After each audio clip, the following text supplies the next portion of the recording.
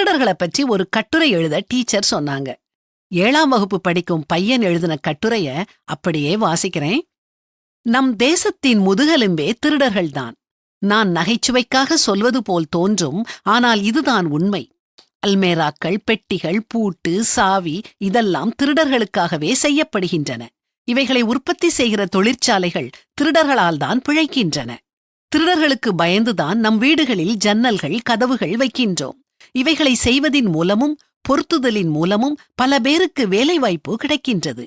திருடர்களுக்காக வீடுகள், கடைகள், தொழிற்சாலைகளை சுற்றி கோட்டை சுவர் எழுப்புகிறோம். அதை காவல் காக்க காவற்காரர்களை நியமிக்கின்றோம். சுவர் எழுப்ப கட்டுமான பணியாளர்கள், காவல் காக்க ஆட்கள் வேலையில் அமர்த்தப்படுகிறார்கள். சிசிடிவி கேமராஸ், மெட்டல் டிடெக்டர்ஸ் மட்டுமல்ல, சைபர் செல்லே திருடர்களுக்காகத்தான் இயக்கப்படுகின்றன. இதைத் தவிர போலீஸ் ஸ்டேஷன், பேட்ரோல் கார்ஸ், துப்பாக்கி, புல்லட்ஸ் எல்லாமே திருடர்களுக்காகவே இருக்கின்றன. இதனால் பல பேருக்கு வேலை கிடைக்கின்றது. நீதிமன்றங்கள் இருப்பது திருடர்களுக்காக, வழக்கறிஞர்கள் வாதாடுவது திருடர்களுக்காக. நீதிபதிகளுக்கும் திருடர்கள் இல்லாவிட்டால் வேலை இல்லை.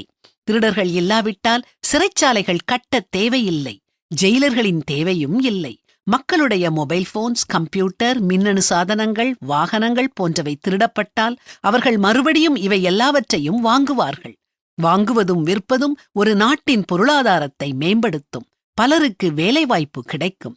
திருடர்களின் கைவரிசையை டிவியில் அலசி ஆராய ஒரு கூட்டம் இருக்க, இதன் மூலம் மீடியாவும் வளர்கின்றது.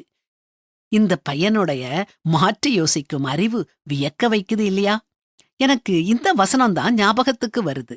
ஒளியை படைத்து இருளையும் உண்டாக்கினேன், சமாதானத்தை படைத்து தீங்கையும் உண்டாக்குகிறவர் நானே. கர்த்தராகிய நானே இவைகளை எல்லாம் செய்கிறவர்.